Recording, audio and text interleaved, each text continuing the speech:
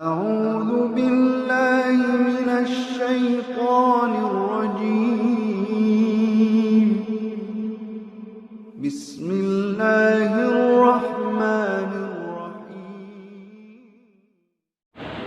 Kita berada di awal tahun 1442 Hijriah dan kita masih berada di bulan Muharram, bulan yang kalau masuk ke dalam bulan tersebut kita mengenal akan satu peristiwa yang dialami oleh kekasih kita, tuntunan kita, idola kita, panutan kita, Nabi Muhammad SAW, yang melakukan perjalanan hijrah dari kota Makkah menuju kota Madinah.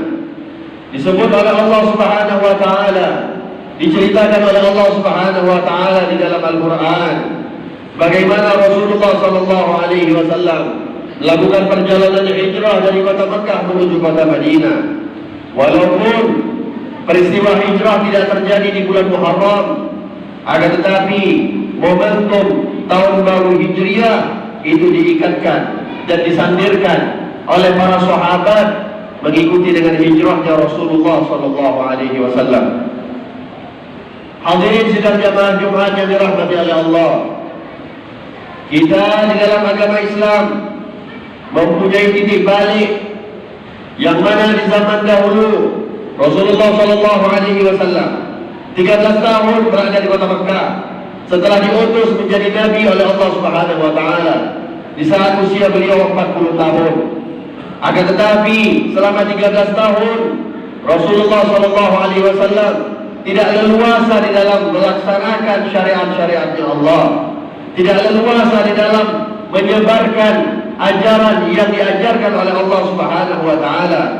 Para sahabat yang beriman ditindas, disakiti, dilukai, dinodai, dimaki, dicaci, dan dibunuh oleh orang-orang Quraisy yang ketika itu berada di kota Mekah.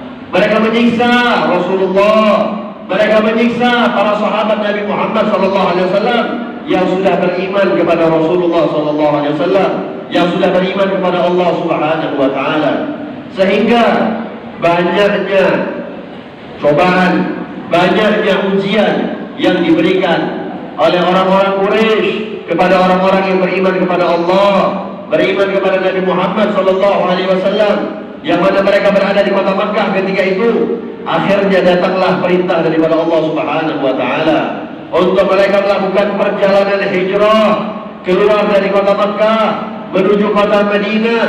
Tujuannya tidak lain dan tidak bukan agar mereka dapat beribadah dengan tenang kepada Allah Subhanahu wa taala.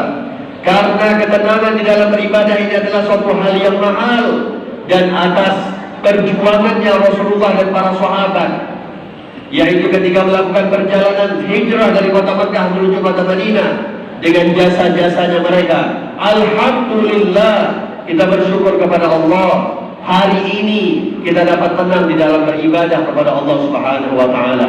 Tak ada alhamdulillah di antara kita, khususnya di daerah ini, yang ketika sujud harus dilarang oleh orang-orang, yang ketika ingin beribadah tidak diperbolehkan oleh orang-orang. Kita berada dalam keadaan nikmat, maka ini adalah satu nikmat yang luar biasa yang harus kita syukuri. Namun jangan pernah kita lupakan bahwasanya nikmat yang kita hadapi atau yang kita dapati pada saat ini itu berkat jasanya Rasulullah dan juga berkat jasanya para sahabatnya Rasulullah sallallahu alaihi wa ala alihi wasallam. Oleh sebab itu perlu untuk kita mengulang kembali, flashback, mengingat lagi apa yang dilakukan oleh Rasulullah SAW di hari-hari semisal ini, di 1442 tahun yang lalu, yang merupakan sejarah titik balik. Sebelumnya Islam dalam keadaan ditindas, sebelumnya Islam dalam keadaan disiksa, akan tetapi bermula daripada hijrahnya Nabi Muhammad SAW, berubah keadaan, Islam menjadi mulia. Berubah keadaan, Islam menjadi jaya. Berubah keadaan, Islam menyebar kemana-mana. Berubah keadaan, Islam sampai kepada seluruh penjuru dunia, termasuk daerah kita, daerah tempat kita tinggal pada hari ini. Itu adalah berkat jasanya Rasulullah. Allah Subhanahu wa taala menceritakan bagaimana proses Rasulullah dikeluarkan oleh Allah Subhanahu wa taala di dalam Al-Qur'an, keluar daripada kota Mekah menuju kota Madinah. Allah sebutkan di dalam satu ayat, illa tansuru faqad nasarahullah id akhrajahu alladhina kafaru thaniyat nain id huma fil ghar id yaqulu li sahibihi la tahzan innallaha ma'ana. Allah sebut di dalam Al-Quran, illa tansuru. Sebelum Allah ceritakan bagaimana proses hijrahnya Nabi Muhammad, Allah bertanya kepada kita semua, bukan hanya kepada para sahabat, bukan kepada hanya orang-orang yang hidup di zaman Nabi Muhammad. Allah tanya pertanyaan yang sama kepada kita semua, illa tansuru. Kalau kamu tak mau tolong Nabi Muhammad, faqad nasarahullah. Sesungguhnya Allah telah menolong Rasulullah SAW. Allah tawarkan kepada kita, maukah kalian tolong Nabi Muhammad atau kalian tidak mau menolong Nabi Muhammad? Ini pertanyaan bukan hanya kepada para sahabat. Ini pertanyaan bukan hanya kepada orang-orang yang hidup di zaman Rasulullah. Al-Quran diturunkan oleh Allah, berlaku hukumnya sampai akhir zaman. Oleh sebab itu, pertanyaan ini juga ditujukan oleh kita semua. Apakah kita ingin menolong Nabi Muhammad SAW? Allah tanya, illa tansuru. Kalau kalian tak menolong Nabi Muhammad, ketahuilah, faqad nasarahullah. Allah telah menolong Rasulullah SAW. Rasulullah keluar daripada kota Mekah. Diceritakan ketika itu Rasulullah dikepung oleh 40 perwakilan daripada suku Quraisy, yang mana mereka sudah menyiapkan setiap orang di antara mereka senjata tajam, pedang, tombak. Ketika itu mereka mengepung rumah Rasulullah SAW. Mereka berniat ingin menyerbu rumah Nabi Muhammad, ingin mendatangi Rasulullah yang dalam keadaan sedang berada di atas tempat tidurnya. Mereka ingin menusuk dengan pedang-pedang mereka. Semuanya harus, 40 orang tersebut harus menusukkan pedang mereka. Tidak boleh ada yang terlewat, harus masuk ke dalam tubuh Nabi Muhammad SAW. Makar sudah direncanakan oleh orang-orang Quraisy untuk membunuh Rasulullah SAW. 40 orang berkeliling mengepung rumah Nabi Muhammad SAW.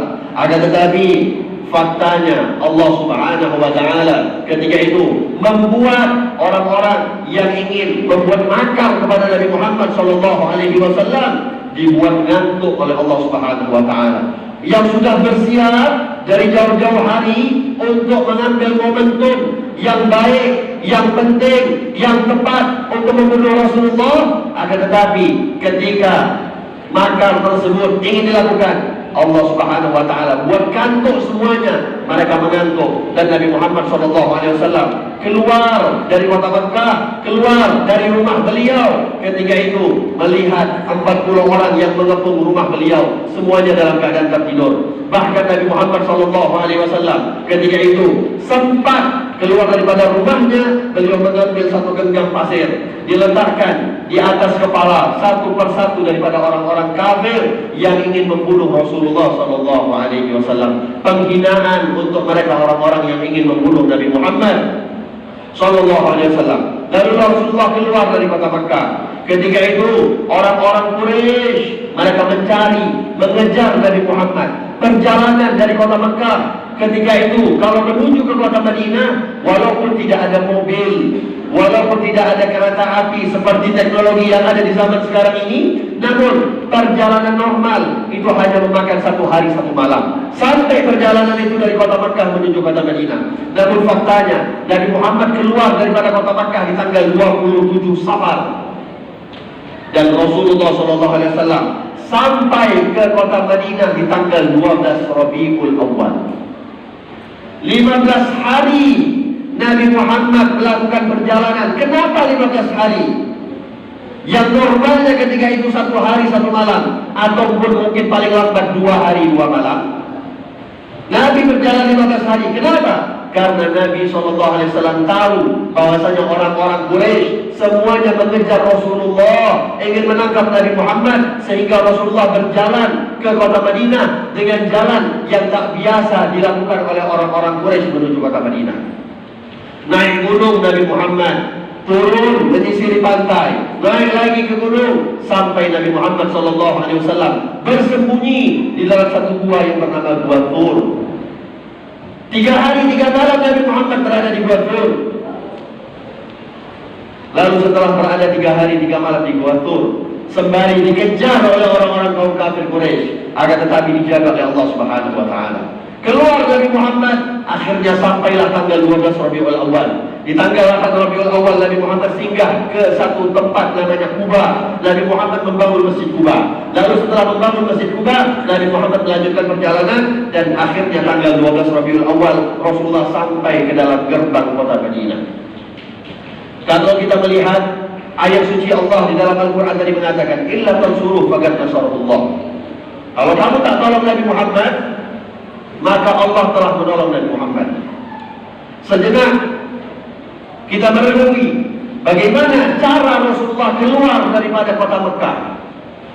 Maka kita akan berpikir, di mana letak pertolongan Allah? Bukankah Allah kalau ingin menolong Nabi Muhammad dengan memberikan burak sebagaimana kendaraan yang telah diberikan oleh Allah ketika Rasulullah melakukan perjalanan Isra dan Mi'raj? Dan perjalanan Isra dan Mi'raj itu adalah perjalanan yang dilakukan sebelum melakukan perjalanan hijrah. Mungkin kalau Allah Subhanahu wa taala ingin memberikan burak untuk kedua kalinya untuk Nabi Muhammad, maka mungkin bukannya 1 hari 1 malam, 1 menit Nabi Muhammad sudah sampai ke kota Madinah. Tapi tak diberikan oleh Allah. Lalu Nabi Muhammad harus dikepung dulu oleh 40 orang yang ingin membunuh beliau. Diam-diam beliau keluar daripada rumahnya. Kalau Allah Subhanahu wa taala ingin mengeluarkan Rasulullah dengan tenang, dengan aman, sebagai bentuk pertolongan dari Allah, bukankah Allah yang Maha Mampu? Innallaha ala kulli syai'in qadir. Allah sesungguhnya adalah Zat yang Maha Mampu untuk melakukan segala sesuatu. Lalu perjalanan sampai 15 hari, kenapa tidak dipersingkat oleh Allah Subhanahu wa taala? Di mana letak pertolongan yang disebut oleh Allah? Faqad nasarahullah.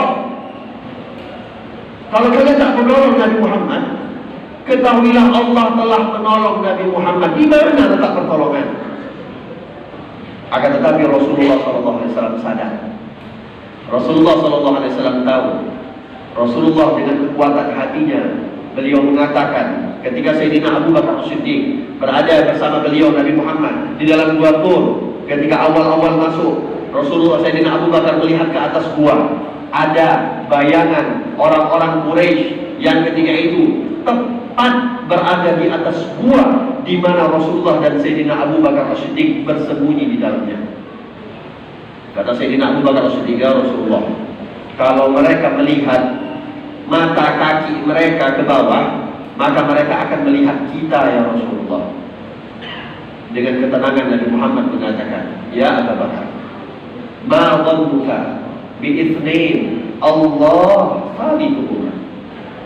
Wahai Abu Bakar, coba apa pendapatmu? Dengan tenang Nabi Muhammad mengatakan kepada Abu Bakar, ya Abu Bakar, apa pendapatmu? Ada 2 orang yang sedang bersembunyi, orang ketiganya adalah Allah.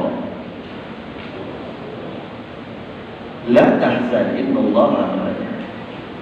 Dengan kekuatan iman, walaupun Rasulullah SAW harus keluar dikejar-kejar, akan tetapi Nabi Muhammad meyakini bahwasanya dijaga oleh Allah Subhanahu wa taala. Kenapa Nabi Muhammad merasa dijaga oleh Allah Subhanahu wa taala? Dan kenapa Allah melindungi Nabi Muhammad? Tidak lain dan tidak bukan karena Rasulullah adalah orang yang bertakwa kepada Allah. Oleh sebab itu janjinya Allah di dalam Al-Quran, wa'lamu annallaha ma'al muttaqin. Ketahuilah bahwasanya Allah Subhanahu wa taala bersama orang-orang yang bertakwa. Hadirin sidang jamaah Jumat yang dirahmati oleh Allah, kalau kita ingin ditolong oleh Allah, bertakwalah kita kepada Allah. Allah tidak akan pernah menyia-nyiakan orang-orang yang bertakwa kepada Allah. Dari urusan apapun, kalau kita sudah menyerahkan ketakwaan kita hanya untuk Allah, yakinlah Allah Subhanahu wa Ta'ala akan yang mengurus segala kehidupan kita. Dari segi pertolongan, Allah sebut wa'lamu annallaha ma'al muttaqin. Dari segi wilayah, Allah Subhanahu wa Ta'ala mengatakan innallaha waliyul muttaqin. Allah sebagai pelindung daripada orang-orang bertakwa. Bahkan urusan rezeki sekalipun sudah dijamin oleh Allah. Untuk siapa? Untuk orang-orang yang bertakwa kepada Allah Subhanahu wa Ta'ala. Ya ayyuhalladzina amanu taqullaha haqqa tuqatih wa la tamutunna illa wa antum muslimun. Allah berfirman juga di dalam Al-Quran, wa may yattaqillaha yaj'al lahu makhraja wa yarzuqhu min haitsu la yahtasib. Barang siapa yang bertakwa kepada Allah, Allah akan jadikan segala jalan keluar daripada setiap permasalahannya, dan Allah akan membukakan pintu rezeki daripada hal-hal yang tidak pernah dia sangka. Hadirin sidang jamaah Jumat, kita sekarang berada di dalam masa-masa ujian. Kita sekarang berada di masa-masa dalam keadaan Allah menguji kita. Allah ingin mengetes kita. Allah ingin memberikan ujian untuk kita. Apakah kita termasuk orang yang benar-benar bertakwa kepada Allah atau tidak? Karena di dalam ujian akan dipilih oleh Allah dua golongan. Akan dipisah oleh Allah dua golongan. Golongan yang pertama, orang-orang yang kufur atas ujian yang diberikan oleh Allah Subhanahu wa Ta'ala. Diberikan kesusahan, bukan dia semakin dekat sama Allah, akan tetapi semakin kufur kepada Allah Subhanahu wa Ta'ala.